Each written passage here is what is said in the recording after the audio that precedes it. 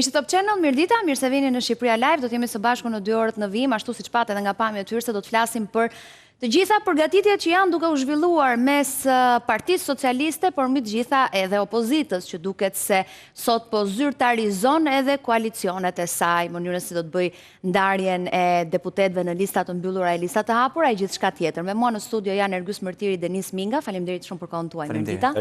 Kam në një lidhje direkte zotin Fatbart Kadilli. Kadilli, mirëdita, shumë faleminderit për kohën sot. Mirëdita. Faleminderit për ftesën juve dhe përshëndesje të ftuarit. Dhe do doja të përshëndesja edhe kolegen Elda Menga, të cilën siç e shihni është e pozicionuar atje ku pritet të zyrtarizohet koalicioni madhështor, kam përshtypjen kështu është, për Shqipërinë madhështore. Elda, të përshëndes, të lutem na thuaj se çfarë është duke ndodhur aty ku ti je.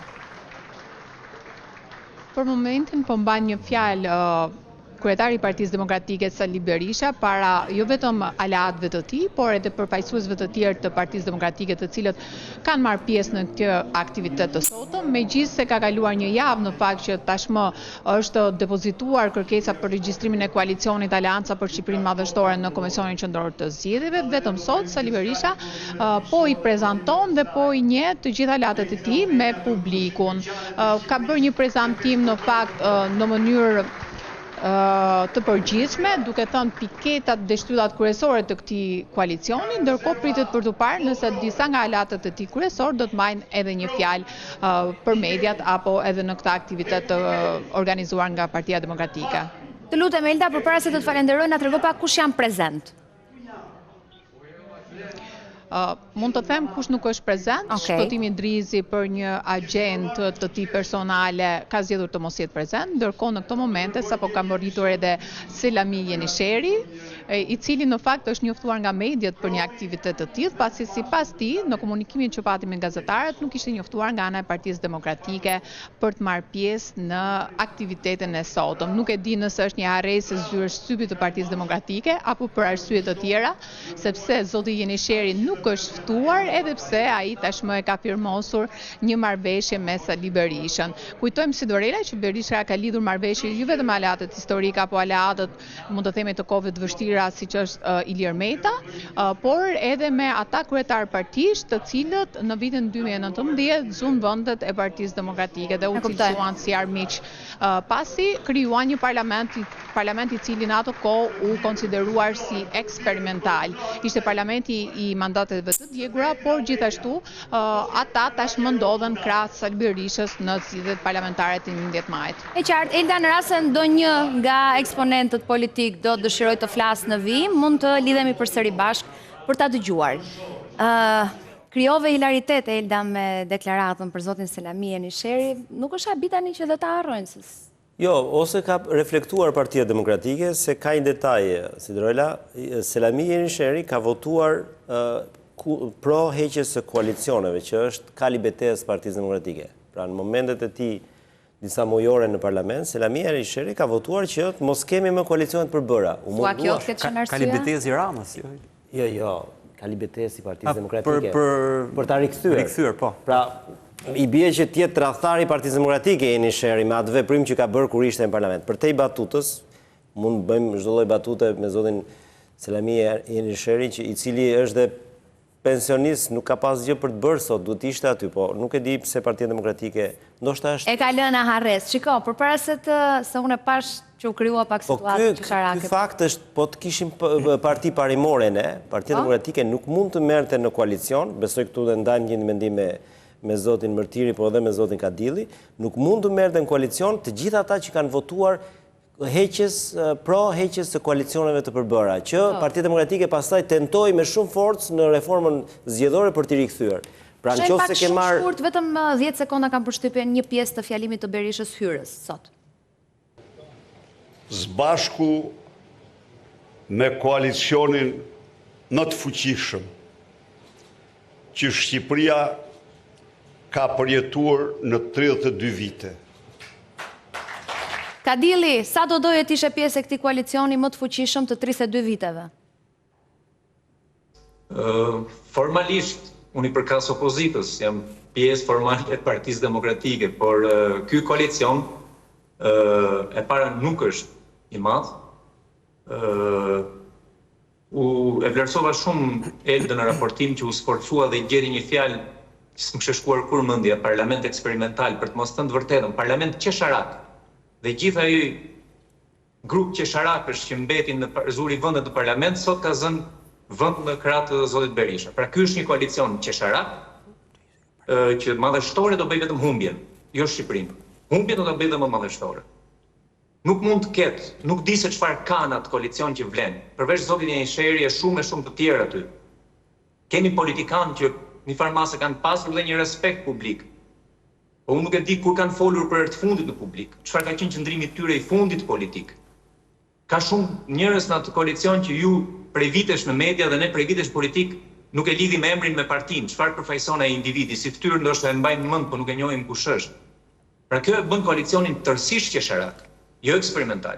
E dyta, që është më e rëndësishme nga të gjitha, zoti Berisha mbetet një politikan i kompleksuar në sfidat elektorale. Dhe do t'i fshes humbjet e veta të radhës nëpërmjet gjoja e koalicioneve. Bashkë me to bën dhe një hile të madhe, se për secilin prej atyre individëve që do fusin në listë të mbyllur, do gënjej 10 veta nga PD-ja, duke u thënë ta zëm në Durrës, në Korçë apo në Shkodër, do ishe ti X apo Y, por ja që duhet sakrifikohemi për koalicionin. Pra nëpërmjet kësaj blindon vetëm militantët, ata kamikazët e vet politik, bodyguardët e vet politik, i ka të tillë, hej qafe të gjithë ata që nuk i ka besuar, duke dhënë dhe një detyrë sakrifice, që të ndihen të lumtur, për të tallur kjo. E treta, do thotë që humbëm sepse në një voti do dalin edhe 20 veta nga ata, do t'ja vjedhin edhe Janisherit votat, edhe atij Kujtim Gjuzit, dhe atij Kostaqit, ku e diun e sa të tjerë që do thënë vetëm madhështore do bëjnë vetëm humbje. Dhe gjua shumë e vjetër e zotit Berisha se për të gjoja tani. Nëse ti je me koalicionin, mbrapa kurizit, për çfarë mban si buste ca fëmijë të vegjël aty? 20-30 vjeçar maksimumi. Për të treguar që je i ri, je i vjetër në gjuhë sepse ti mjafton sintaksa e tij. Çdo gjë që ai bën është më e madhja, çdo gjë që nuk e bën ai është më e keqja. Jo, e kuptova. Që këtu mbaron se përsëritet për 34 vjetësh. Duke dëgjuar Kadillin, faktikisht ka shumë të drejtë kur thotë që disa persona po i jepet titulli vetë sakrifikues për koalicionin, për partinë, për rikthimin në pushtet e tjerë me radhë. Kush janë më të djegurit nga koalicioni Berishës? Më të djegurit shkuptim që nuk janë që nuk janë në lista, nuk janë të përfshirë dhe nuk do të jenë. Unë besoj që të djegur janë ata që janë të përzgjedhur, mendoja aty, sepse shiko, nga njëherë nuk di si ta marrësh seriozisht se që të them dy lla për koalicionin, domethënë kemi zotin Janisheri, i cili unë mbaj mend që ka dalë në intervistë dikur dhe kanë thënë që unë di një skem që po ta marrë trajneri jonë kombëtar se fiton çdo ndeshje, edhe me Gjermaninë dhe me Brazilin dhe me të gjitha.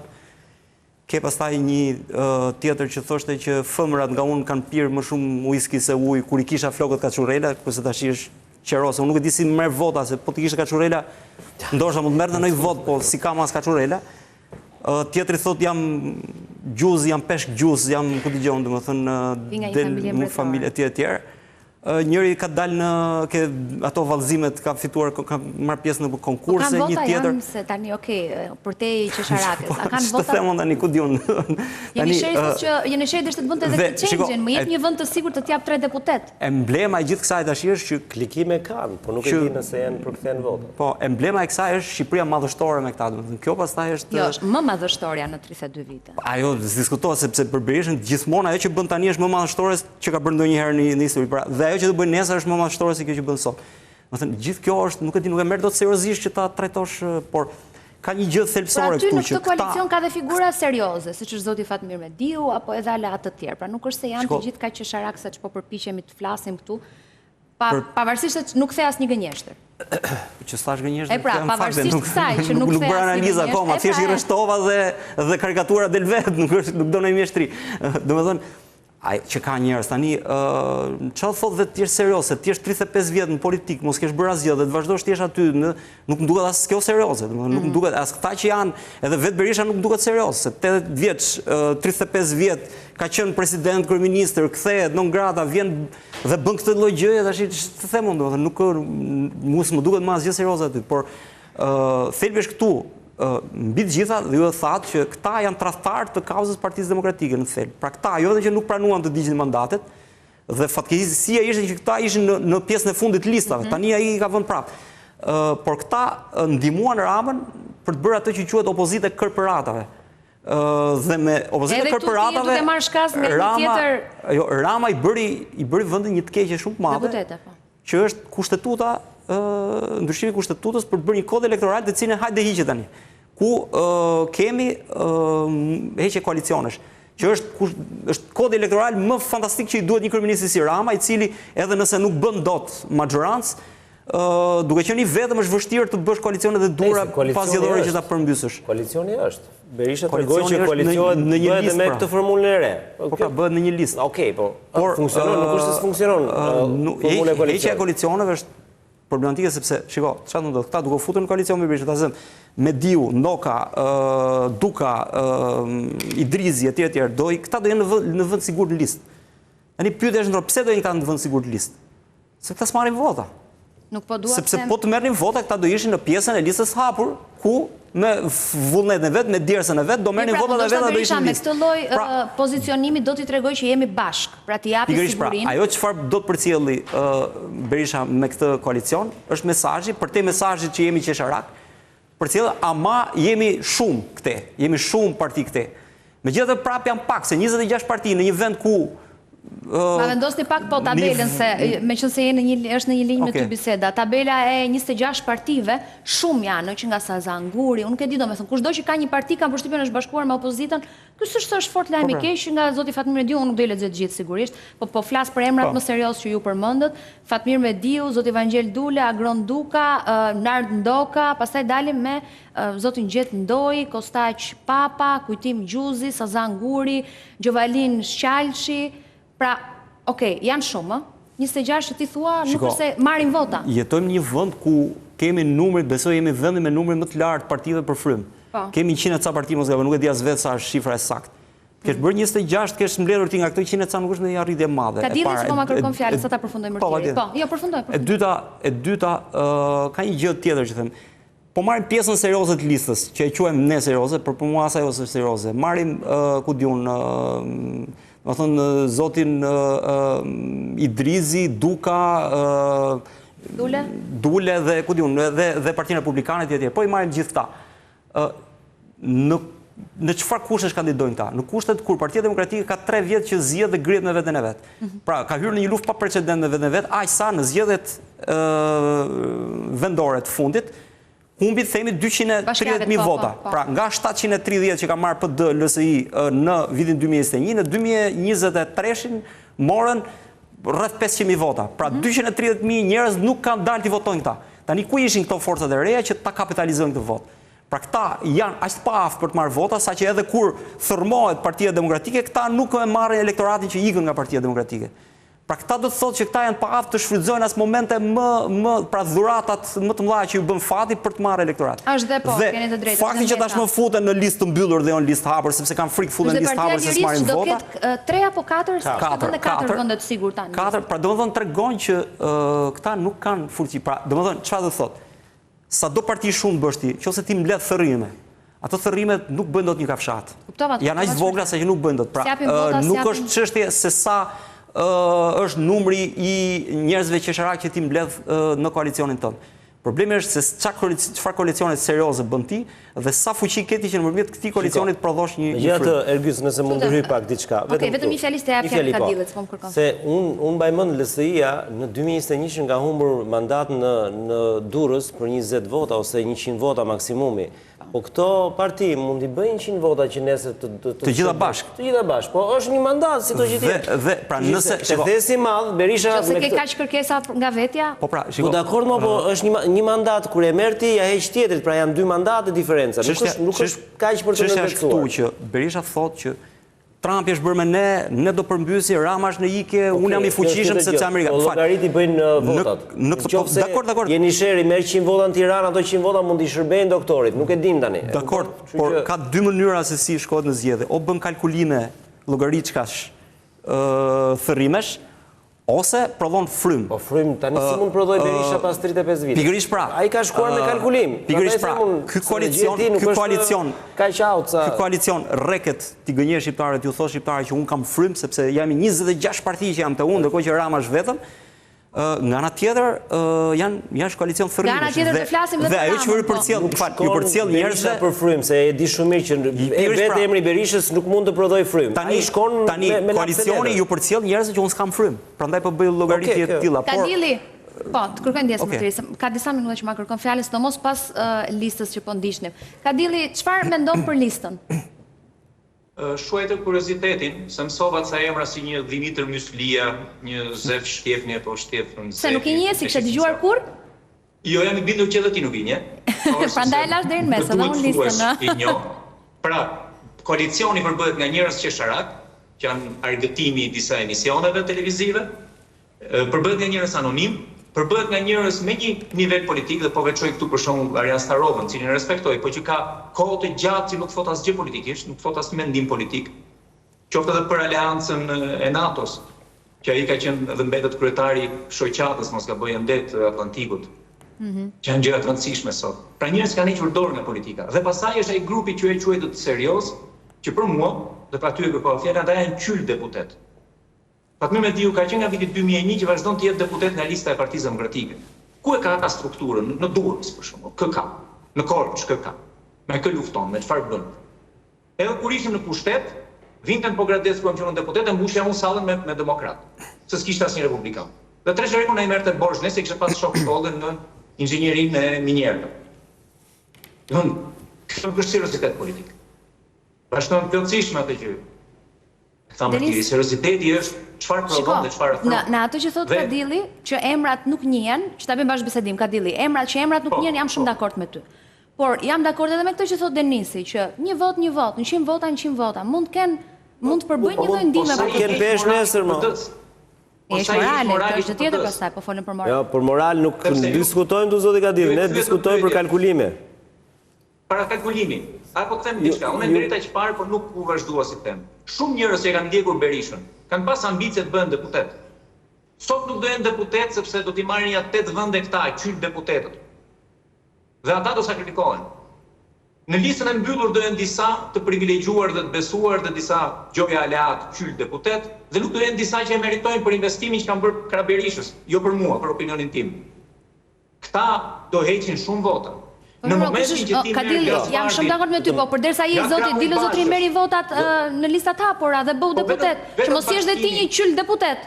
Po pikërisht pra, s'kan vota, prandaj mbrohen në listën e mbyllur. Prandaj me njëri tjetrin për të listën e mbyllur. Po, Denis, do Jo, vetëm diçka zoti Kadilli, se për shembull, marrim rastin e LSI-s. LSI ka marrë 100.000 vota në zgjedhjet e fundit dhe prodhoi vetëm 4 deputet.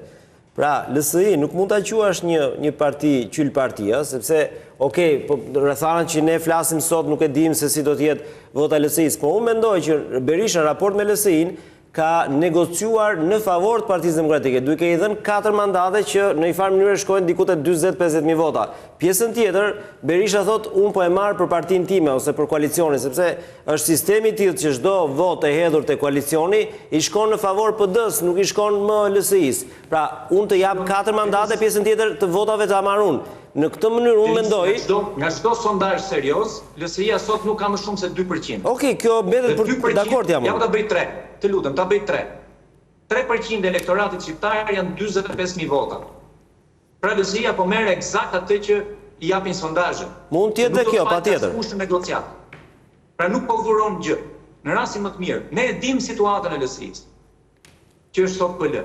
Është shkatruar komplet, ish drejtuesit e saj po shkojnë ke Partia Socialiste. Baza e saj partie ka qenë Majtas. I referohet Brendllarit. Pjesa tjetër e partisë ka qenë element që shkonte me pushtetin. Ku është pushteti? Tek Edi Rama. Ku është e Majta? Tek Edi Rama. Fare pak i kanë mbetur LSI-s. Dhe unë nuk e kam me LSI-n vetëm se është e vetme që ka një strukturë, sa do të dobët.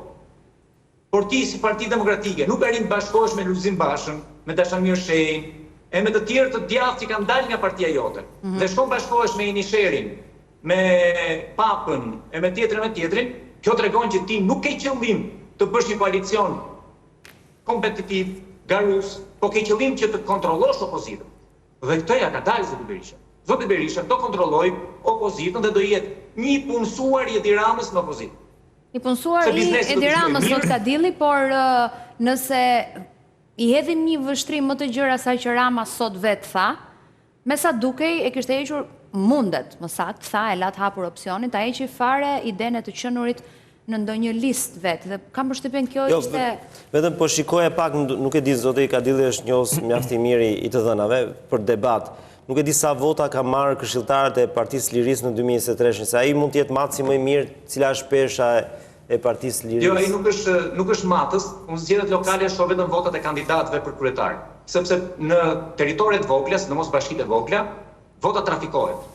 I keti 100 kushuri në lagjen tënde, në mallin tënde, në fshatin tënd, dhe mjafton të kapish nuk të VPD-ja, shkon ke PBD-1, shkon ke një tjetër, se nuk do të PBD-1 tani. Çfarë koalicioni është ky që ka dhe Dulen dhe Idrizin?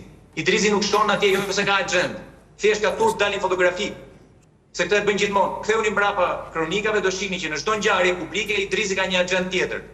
Se ai vetë di që po bën turpe duke kaluar nga ekrani i ekran. 4 vjetësh ka votuar çdo ligj të Ramës. Çdo ligj të Ramës. Sot kalon këtej, zgjedhja e tij, nuk e paragjykoj atë. Po ku qëndron kjo në raport me kandidimin e Bejlerit? Ku qëndron kjo në shpresën e madhe të Zotit Berisha që do të ndihmojë Greqia? Ku qëndron e gjithë fushata e Partisë Demokratike që kopjon në mënyrën më bajate terminologji dhe çështje që vijnë nga fushata e Trumpit? Kjo bëhet me dy arsye. Para për të thënë që e kemi fushatën të ngjashme si e Trumpit, funksionoi në Amerikë, do funksionojë edhe këtu, dhe e dyta që është më e rëndësishme në fakt, Zoti Berisha përmjet lobistëve i çon mesazhe Trumpit, i thon unë jam si ty, po bëj fushatë si ty. Kundër këtij, pro atij, njerëzit e Trumpit ka marrë që po bën fushat, po. Cilin, ku është ai? Ku është ai? Ku është? Po çfarë ka ku është? Do të patjetër prezant atje, jo. Para e madhe për një fotografi, për opozitën është turp. Do të ishte këtu ai sot, ose ndihmësit e tij. Ne e dimë se si bëhet fushata. Kam punuar me fushatat e Partisë Demokratike nga 98 minimalisht. Dakor, shiko, unë ndalemi pak tek lajmi që kam përshtypjen të roqi një vëmendje të madhe veç faktit që më krijua mua bindja kur dëgjoja Ramën edhe... Ai ishte lajmi sot, nuk është koalicioni doktorit, se ne... Që Rama s'do jetë fare në listë. Lajmi është që, sepse bën përshtypje, e para punës, ne nuk kemi parë ndonjëherë, do ishte precedent që kryeministrit mos ishte me vullnet, mos ishte pjesë e parlamentit, me vullnet, se kur nuk të voton qytetari është tjetër gjë, po me vullnet të mos ishte. E para punës kjo mund të zgjedhësh të mos votohesh është ideja. Shiko, çfarë ndodh, se unë po shifja pak listën e Tiranës, Partisë Socialiste, dhe metodologjia që ka zgjedhur Rama do lër jashtëzakonisht njerëz të pakënaqur, pra nga ata që quhen senatorët e Partisë Socialiste. Sepse llogarisim që në PS, në Tiranë, Partia Socialiste merr diku te 18 ose 19, se nuk mund të marrë më shumë se sa pretendojnë 20. Atëherë ja emrat që ta kesh pak më të thjeshtë ndoshta për tu. Okej, atëherë po ti marr me radhë. Atëherë shiko çfarë gare do kemi në listën e hapur të Partisë Socialiste nga burrat, pra ata që s'kan mandat. Do kemi Erion Braçën, Fatmir Xhafën, Xhemal Qefalin, Toni Gogun, Ronaldo Rakipin, Pandeli Majkon, po është Arben Pllumi, është Etien Xhafa, se s'është e plot ajo që e kupton, pra janë le të themi 10 ose 15 politikanë shumë të fortë që do luftojnë për 4 ose 5 vende, dhe Zoti Kadilli ma kupton ku e kam logjikën. Pra kaq është hapësira për listën e hapur. Në këtë sens Rama i paraprin një lloj pakënaqësie dhe thotë, ore shikoni se unë po vetë sakrifikohem duke mos u vënë, por ama ju duhet të shkoni veni në betejë. Pra nuk do ketë më mandatet të dhëna falas kësaj radhe. Pra, politikanët e nivelit lartë do duhet të djersisin për të marrë mandat. Në rast se nuk marrin mandat, kjo do të thotë që ata dalin nga skena politike. Se vendos largohet vetë? Rama. Po. Ky mund të jetë një lloj mesazhi, pra unë shumë mund ta lexoj, një lloj mesazhi për të shuar çdo pakënaqësi që mund të krijojë nga këta njerëz të fuqishëm që që do jenë detyruar të jenë në listën e hapur. Të sigurt janë drejtuesit e qarqeve. Të sigurt në Tiranë do kemi vetëm Elisa Spiropali, Ogerta Marasaliun, Elisa Spiropalin dhe mos gaboj Taulan Ballon, i cili mban postin e drejtuesit e votës së diasporës. Këta tre janë ata që sipas metodologjisë së Ramës do të jenë në listën e mbyllur. Dhe shiko sa e bukur që është. I zotit Erion Veliaj, Rama tha e marr unë drejtimin e qarkut të Tiranës, tani jam unë. Pikërisht, pra i binde që 100% forcat e mia janë këtu që ta bëjmë. Të ka dashur pra Rama.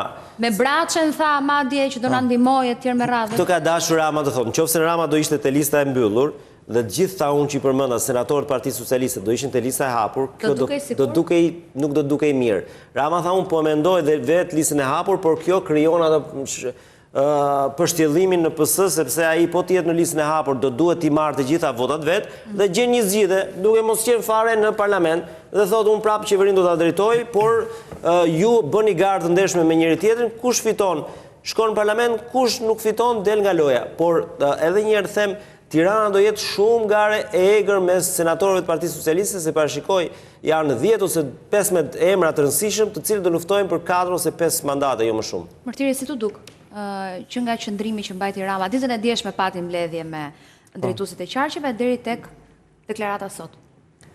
Gjitha këto janë justifikime, por nuk më duket në gjë e madhe për fakti që Rama parimisht nuk kandidon për deputet, kandidon për kryetar qeverie. Në logjikën e gjërave, siç ndodh kudo në botë, është që kreu i qeverisë kandidon në krye të listës dhe është ai që themi i prin grupit të kandidatëve për deputet. Ideja që unë po qëndroj mbrapa dhe juve ndeshuni është thjesht një sajesë e Ramës për të prodhuar një lajm, nuk e shoh në gjë të rëndësishme. Sigurisht janë dhe këto, janë dhe këto. Në këtë që thot apo nuk ka efekt? Jo, mua nuk më duket ndonjë veprim i zgjuar, domethënë nuk më duket diçka që sjell ndonjë, nuk ka sens dhe kuptim nga ana politike. Domethënë ai duhet të jetë i pari në luftë, nuk ka kuptim të thotë që unë po ju lë juve, domethënë po sa këtë do ta bëj ai, por nuk do përfitoj nga benefiti që i jep standardi që ka vendosur për listat. Këtë po thotë. Ai nuk është benefit mendoj. Prania e kryeministit në parlament si deputet është detyrim, sepse në thelb parlamenti është për qeverinë. Jo, e di pse them të lutem Ergjys. Për shembull, nuk është benefit që Elisa Spiropali do jetë në listën e mbyllur kurse Albana Koçiu për shembull do jetë në listën e hapur. Nuk është benefit kë? Që ka Elisa dhe nuk e ka Albana? Elisa është drejtuese qarku. Këtë po them, Rama këtë po thot, benefiti që më vjen nga drejtuesi i qarkut, sepse ai është drejtuesi i qarkut Tiranës, unë nuk po e shfrytëzoj. Dhe nuk po veproj si Elisa, po unë po dal si Albana. Në këtë rast, nuk do dali fare. Nuk do dali fare, pra, se edhe po të dalin listë të hapur. Para një vetë nga zgjedhur këtë model që është modeli shëmtuar, modeli më i keq i mundshëm. Tjetër gjë është. Kjo po. Ne po interpretojmë atë që ai na thotë. O bëhet hapur o bëhet mbyllur. Domethënë nuk të dyja janë një variant, po kështu domethënë. A mundet të kemi një kryeministër të pa votuar? Po patjetër, kryeministri patjetër s'ka ndonjë problem. S'do votohet pra. Mos jetë deputet. Shiko, kryeministri nuk votohet personalisht, votohet këto zgjedhje janë për zgjedhur kreun e qeverisë, sepse nga parlamenti del qeveria, sigurisht zgjidhen deputetë dhe deputetët zgjidhen atë. Siç kemi ministra që janë deputet sot. Në logjikën e gjërave, ministrat dhe kryeministri duhet të jenë në parlament. Pse? Sepse parlamenti është një institucion, pra është një pushtet i pavarur nga qeveria dhe është për të kërkuar llogari qeverisë. Këto kanë një prej funksioneve kryesore. Pra parlamenti miraton ligje dhe miraton vlerëson ashtu siç ka vlerësuar diku. Pikërisht pra, ky është vlerësimi i parlamentit që bën Rama, domethënë dhe në fakt dhe nuk ka faj sepse vetë e kanë degeneruar këtë parlament dhe normalisht që nuk i ka më hije kujt të jetë aty. Por parimisht për të dhënë rëndësi institucioneve dhe për të dhënë kuptim politikës, Rama duhet të jetë aty sepse është një person i cili në parlament duhet ja parlamenti është aty për të kërkuar llogari Edi Ramës. Por Rama nuk e kupton kështu dhe tani që flasim Rama më shumë nuk shkon se shkon në parlament, që është prap diçka jashtë natyrës së politikës. Tani, çështja është a do ketë ndryshe nga Partia Demokratike, Rama po bën këtë gjë që po i vendos figurat më të rëndësishme në sfidë. Dhe kjo në fakt do t'i sjellë vota Ramës, sepse duke luftuar ata secili për vete, ata do punojnë që të prodhojnë vota për Partinë Socialiste, ndryshe nga ajo që bën Berisha, i cili nuk po i vendos në sfidë figurat më të rëndësishme të vetat, po i vendos në vend të mbrojtur. Dhe pse vjen kjo? Vjen nga që opozita është në krizë. Dhe opozitës i intereson të mbajtë konsoliduar grupin se mund t'i shkapërderdhet. Ndërkohë që Ramës intereson të maksimalizoj votën dhe kjo është dhe një tregues se si do shkojnë zgjedhje. Njëri do shkojë për të mos u rrahur shumë, tjetri do shkojë për të rrahur sa më shumë. Domethënë ky është leximi shumë i thjeshtë që vjen nga mënyra se si po ndërtohen këto lista. Kadidi, do të pyes ty si duket kjo skema që zgjedh Rama për të maksimizuar votën, siç thot Mërtiri, po sapo të përfundojmë me Denisin edhe me qarqet e tjera. Durrësi aq shumë i komentuar për ato që ndodhi me Jurgjys Çyrbën. Duket që këta janë pak a shumë disa emra, po unë dua, përveç se regjia do kalojmë pak tek gjithë qytetet, shpejt, unë dua që Denisin ta pyes për deputetin që duam. Sa të rinj mund të ketë që të djegin disa figura të vjetra, ndoshta edhe të konsoliduara? Unë prandaj e bëra analizën, në qoftë se sipas asaj që na thot Rama, në qoftë se Tirana ka 12 deputet në listën e mbyllur, 3 do jenë pjesë e vjetër e partisë, që futen 2 zonjat dhe zoti Balla, i bie që 9 të jenë të rinj. Tani ky 9 në Tiranë. Në Tiranë të lista e mbyllur, të jenë të rinj. Pra, sepse të gjithë janë me një mandat aty, në parlament nuk ka njëri pa një mandat. Dhe ndoshta aty mund të jenë dhe ministrat. Pra, tu duhen përjashtuar ministrat të cilë nuk kanë pat mandat, por nuk e di se ata janë shumë pak, sa ministra ka që s'kanë mandat. Diku dhe 4-5 nuk ka më shumë ministra që s'kanë mandat deputeti. Gonxha nuk ka mandat deputeti. Po, Gonxha mund të jetë aty.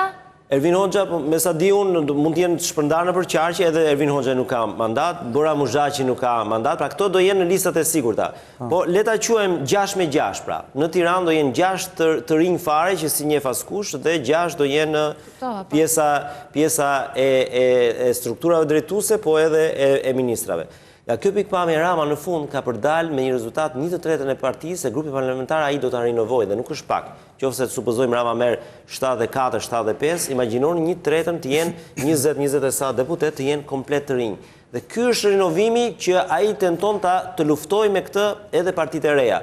Ja tha dhe sot dhe në qendrimin e tij tha pse do shkoni tek partitë e reja kur ardhen te Partia Socialiste për të gjetur njerëz të rinj, por shoqëruar dhe me eksperiencë, sepse sot tha Rama e kuptova që për të qeverisur nuk mund të qeverisesh pa eksperiencë, por të duhet eksperjenca.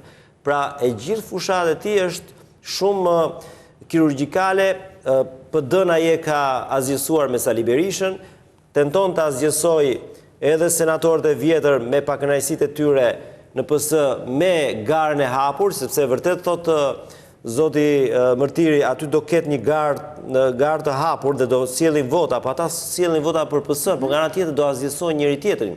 Imagjinoni ju tani çfarë gare do jetë mes Toni Pra ata do ketë garë me njëri tjetrin për PD-n. Ama vota do t'ja japin PS-s, mandat do prodhojnë ata, por ndoshta vetë s'kanë përqen. Një garë brenda partisë. Kjo është taktika më fantastike, më zgjuar që mund ta bënte vetëm Edi Rama. Do të them edhe një gjë. Në këtë rast, kjo vjen gjithashtu nga që Rama gjithashtu është keqet, pra nuk është se këto. Ja, do shkem atje, të lutem, sa ta gjej dhe Kadillin çfarë mendon për këtë skemën. Kadilli po.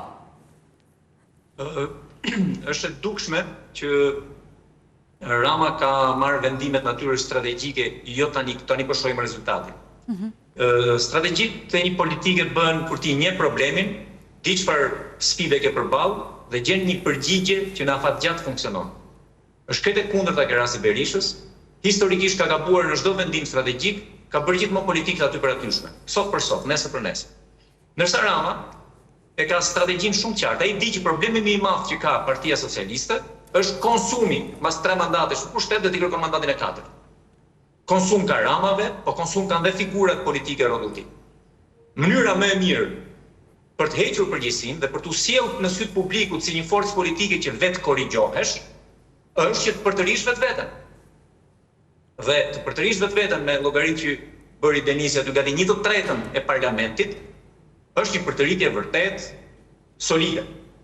A janë kualitete ata që vinë apo jo, pastaj kjo është një çështje tjetër. A do mbeten në politikë ata të rinj, kjo është një çështje tjetër. E dyta çfarë është strategjike?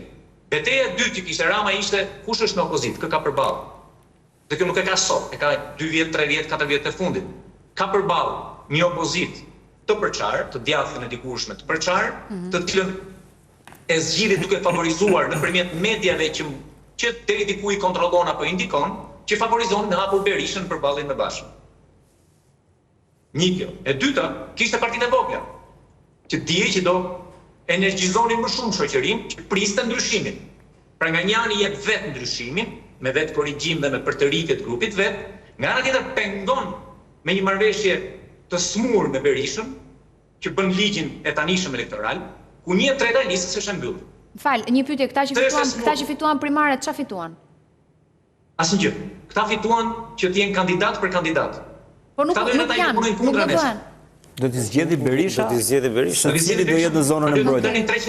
Përfituan të drejtë nëpërmjet, sepse mendova që nëpërmjet disa kritereve që vendos Berisha. Për shembull, po marr rastin e zotit Klevis Balliu, doli i pari në Tiranë. I dyti ndjes, i dyti në Tiranë. Nuk e ka të sigurt që do bëhet deputet në listë mbyllur. Primaret i bëri sekondare dhe më keq se sekondare me Berisha po atë mbrëmje.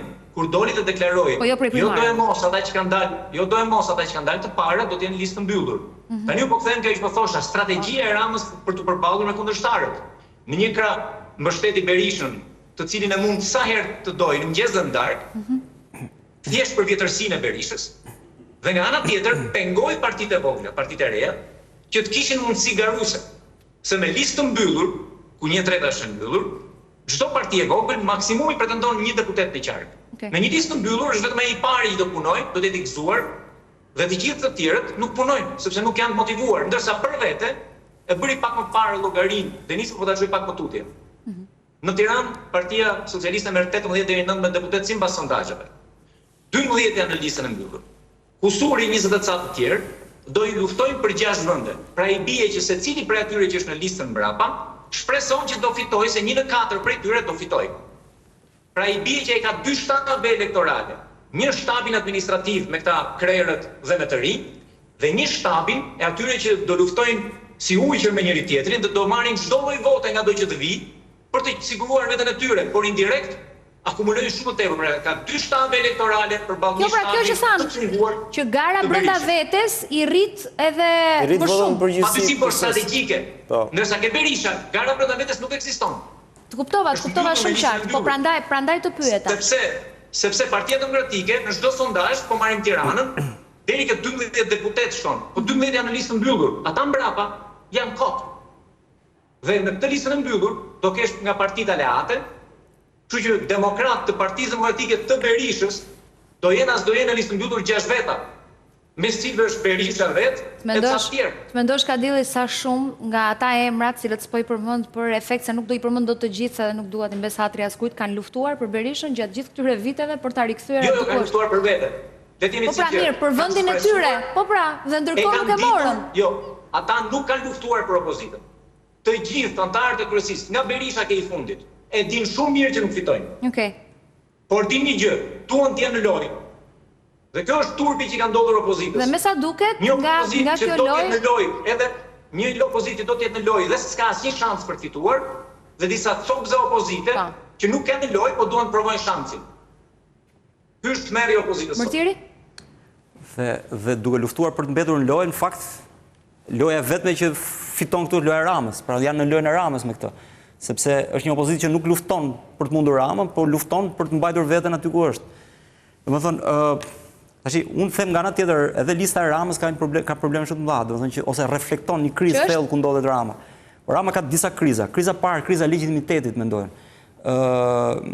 Dhe ku futet dhe konsumimi që ka qeveria. Domethënë në 3 mandate sigurisht është shumë e konsumuar, por nga ana tjetër, skandalet e mëdha që ka pasur kjo qeveri, sikur ndonjëherë, shto këtu dhe faktin që shumë prej bashkëpunëtorëve më të ngrushtë të Ramës sot janë prapa hekurave në burg, apo në paraburgim apo në burg. Sigurisht që kjo qeveri ka një krizë të thellë legitimitetit. Kjo është arsyeja pse ne kemi dalë tek lista me Elena Kaçën, pra se kanë dalë të tjerë ashtu. Dhe Ramës duhet të sforcohet shumë të prodhojë legitimitet. Dhe ai friksohet nga një gjë tjetër. Sigurisht Rama e di shumë mirë që Berisha nuk është një konkurrent përballë tij dhe ai e mund shumë lehtësisht dhe parimisht ai duhet të shkonte këto zgjedhje me duar në xhepa sepse nuk ka një rival përballë. Por problemi ka që qëndron që edhe nëse ai e mund Berishën, ai nuk ka zgjidhur problemin me legitimitetin. Dhe duke mos zgjidhur problemin e legitimitetit, duke mos qenë legjitim në sytë pra moralisht në sytë e publikut, një qeveri jo legjitime është gjithmonë e brish dhe mund të bjerë nga momenti në moment që në krizën e parë ose në kapsollën e parë që mund t'i shpërthejë. Tani në këtë kuptim duke nxjerr listë hapur. Nga kriza po i pastron, thot përgat, është detyruar. Jo, interesant se shumë e bukur. Po i pastron ai, po ja pastron spaku. Ai po të ishte për atë do kishte akoma të gjithë ata. Nëse ka emra problematik për opinionin publik në PS, ai po i thot dili aty dhe gjykon qytetarë pastaj. Jo, dakor, po pra pikërisht pra ai e bën këtë për të zgjidhur krizën e brendshme, për të zgjidhur legitimitetin. Patjetër. Kriza dytë që ka ai është problemi, frika që ka ai se mund mos bësh 71 mandate. Pra ai mund ta mund lehtësisht Ramën, por mund mos bësh 71 mandate. Pra do të thotë që mund të kapin mandate të tjera, grupe të tjera, këto partitë e reja që mund t'i dalin. Kush 2, kush 3, kush nuk e di sa, dhe mund të bëjnë aq mandate sa që askush s'bën 71 dhe ky i druhet kësaj. Është një prej frikrave mendoj unë. E treta është skeme është kjo. Patjetër, edhe e treta mendoj që kriza tjetër është kriza e përçarjeve të brendshme të mundshme, sepse sidomos arrestimi i Veliet e ka dobësuar shumë edhe Ramën elektoralikisht nga elektorale, por edhe ka krijuar tension brenda sepse shumë njerëz aty brenda ndjejnë që Rama nuk po na mbron. E para, dhe dyta, kjo mund përkthehet që nuk po na mbron për llogaritë të grupeve të tjera, pra klanet nga njëri tjetri ndjen të kërcënuar tashmë dhe kjo mund t'i prodhojë një Ta dy apo më shumë klane brenda PS-s sipas teje? Po dy janë më të dukshme, po duhet ketë dhe më shumë. Patjetër që duhet ketë dhe më shumë. A është ndonjëri klan më i fortë se tjetri aktualisht, apo ky i Veliajt ka psuar një goditje të fortë? Tashmë ky i Veliajt ka psuar vërtet një goditje të fortë sepse i është azgjësuar lider. Nesër është vendimi i apelit, Denis, në mos gaboj është nesër vendimi i apelit. Megjithatë ka një gjë tjetër që edhe Balluku është në hetim. Mos të harrojmë sepse. Prandaj pyeta cili klan është më i fortë. Kështu që ne nuk dimë se si do shkojë nesër kjo gjë, por gjithsesi unë mendoj që edhe ky sforcim, edhe kjo nevojë për ta mbushur me të rinj, për t'i vënë në garë me njëri tjetrin, për të prodhuar, është i sforcuar dhe tregon krizën dhe frikrat që ka. Po gjithsesi i sforcuar dhe krizë mërtiri, po na ka rënë goja në media duke thënë të vinë të rinj, t'ikin këta e tjerë me radhë tani. Sa mirë që po hapet paktën. Unë do isha shumë i vëmendshëm tek të rinj që sjell, se që sjell të rinj aty. Që po vinë tani. Pas ne do të kemi me luk për të kuptuar janë të rinj që janë vlen apo janë për të mbushur numëror topi në një farë. Kjo ka nevojë. Në mos ta bëj me mbiemrin në Durrës, kjo e Partisë Demokratike. Andja Ulliri, po, Andja Ulliri. E re ishte po s'u dëgjua zëri një herë në parlament, kështu që nëse fusin njerëz që ti kontrollojnë, pra, falni për termin, fëmija aty që ti thonë ngrije dorën se kemi këtë ligjin sot, më mirë mos shkojmë fare. Pikërisht, pra, shiko, ajo çfarë dallimi midis Ramës dhe Berishës është, mendon, ka diçka në mes, domethënë Berisha, domethënë në kohë që Rama është si karrocieri që ndron kuajt e karrocës në çdo stacion, që me idenë që karroca të jetë më shpejt, mirë, por problemi që ndron që kjo karrocë prodhon të njëjtën gjë. Pra, ai ndron ministrat, ndron bashkëpunëtorët e tij, ndërkohë qeveria prodhon vazhdimisht korrupsion, skandale, probleme. Me Helena Kaçën dhe Selami Enisherin. Sepse, jo, domethënë problemi tek qeveria, Selamiu s'do përfaqësohet parlament. Problemi tek qeveria nuk janë kuajt e karrocës, por karrocieri. Pra Rama vet. Kështu që sado kuajt ndroi ai, karrocieri mbetet ai dhe problemi këtu është fakti që ai vërtet i ndron dhe vë të ri, po të ri nuk i vë që ata të kenë personalitet dhe ata të kenë individualitet në politikë. Po ai vë të rinj që i nështrohen dhe të bëjnë çfarë i thot ai, kështu që nuk ka rëndësi pastaj kë ke më. Çdo që të ndrosh ti është prapë fytyra e Ramës, ajo çfarë personifikon atë karrocë. Kurse në krahun tjetër është një rrumpall nga ana tjetër që Berisha mban të njëjtat kuaj të lodhur që kurrë nuk kanë tërhequr ndonjëherë në peshë. Për shembull, mirë, se s'do të duket sikur po paragjykojmë. Kemi 35 vite në politikë dhe ai ka ca njerëz që i ka që nga 90-ta. Madje, unë them ka ca që i ka edhe para 90-ta, se i ka pas bashkë shok partie në kohën kur ishte Partia Punës, në Partinë e Punës dhe vazhdon i ka akoma shok. Ka bërë përshtypje që kjo është problemi tjetër që bëjmë emisione të përditshme, që edhe Deniset mund të ketë ndodhur, të marrësh deputet në këtë kohë në studio të gjithë të thonë, mbas datës 12 presim njerëz. Presim listat, po. Kjo tregon krizën e thellë, dhe shiko, jemi në një situatë problemi sistemi politik pastaj që jemi në një situatë kaps. Domethënë, politika shqiptare as prodhon dot gjë të re, as nuk e lëshon kjo e vjetër që është. Ndërkohë që shoqëria ka nevojë për trend tashmë, sepse këto 35 vite kanë ardhur më të hundit njerëzve. Domethënë njerëzit janë të ngopur nga ky lloj politike, pavarësisht se vetë njerëzit nuk besojnë as këtë të rinjt vet, sepse është prodhuar kjo klimë mosbesimi totalisht. Dhe është bërë një situatë kur e thotë një filozof, thotë e vjetra ka vdekur, e reja s'lind dot. Ky është problemi. Dhe pse nuk lind dot e reja? Sepse këta të vjetrit e mbarova. Këta të vjetrit, duke qenë se e din shumë mirë që nuk e kurojnë, nuk e rregullojnë dot imazhin e tyre dhe nuk e përmirësojnë dot veten, këta bëjnë vetëm një punë në politikë, vrasin terren. Dhe vetmja mënyrë se si këta mbjetojnë dhe vazhdojnë qëndrojnë aty të kalbur siç janë, është duke vrarë terren dhe duke mos lejuar asgjë të re të vi dhe të hyjë në territorin e politikës. Jemi drejt fundit, kam shumë pak sekonda, kështu që ka dilli sa më shkurt të lutem, do ndihmoje me këtë dhe në fund më përgjigj nëse do votosh apo jo në këto zgjedhje. Patjetër do votoj, nis me këtë. E dyta, problemi kryesor që ne kemi është problemi sistemit politik, i cili edhe kur del në shfaqet me format e partive të reja dhe të vogla, transmeton të njëjtën sëmundje. Mjafton të shikoni se si liderët e këtyre partive të vogla, që ne u dim emrin njerëzve, po jo partive, kapen për mikrofonin, sulmojnë njëri tjetrin, sigur kanë një ushtrit madhe nga mbrapa, tregon që sëmundja e kryetarokracisë është problemi i sistemit tonë. Ne kemi një sistem të mbyllur. Dhe ne nuk po shkojmë keq se është i keq Berisha, Rama, Meta, ku diun kush. Ne shkojmë keq se sistemi ynë është i mbyllur. Nuk ka qasje për të bërë politikë të re. Është kapur i gjithë në darën e këtyre dhe për fat keq, shumë njerëz me egon e tyre personale i japin forcë duarve të shtrëngojnë darën edhe më shumë dhe pastaj ankohen. Ky është fatkeqësia. Kemi një opozitë që nuk është në misionin e saj. Merret vetëm me sigurimin e karrierës Kadili, dhe kontrollit të tjerëve. ke ndonjë merak, ndonjë gjë që nuk e the, se unë ty të kam të veçantë për shkak se herën e kaluar të kam lënë shumë pak minuta. Shumë shkurt do të përsëris vetëm një gjë që thash pak më parë. Në politik shpërblejnë vetëm vendimet strategjike, që ndoshta dhembi në fillim, por në fakt gjatë shpërblejnë. Vendimet e aty për atyshme janë vetëm vendime që vrasin çdo lloj shansi dhe këto kanë kryesisht për opozitën. Faleminderit shumë, Kadili. Duhet një qasje strategjike.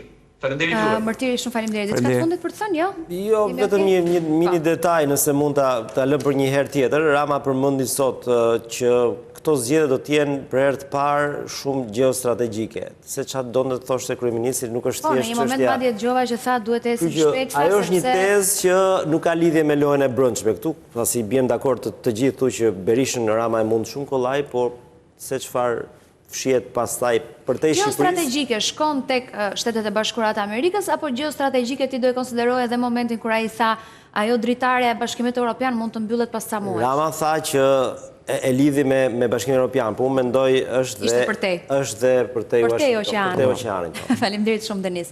Mirë, një hapësirë publicitare do të kthehemi përsëri bashkë, do të flasim për Kosovën, atje ku ditën e nesërme pritet një takim i rëndësishëm. Pas pak.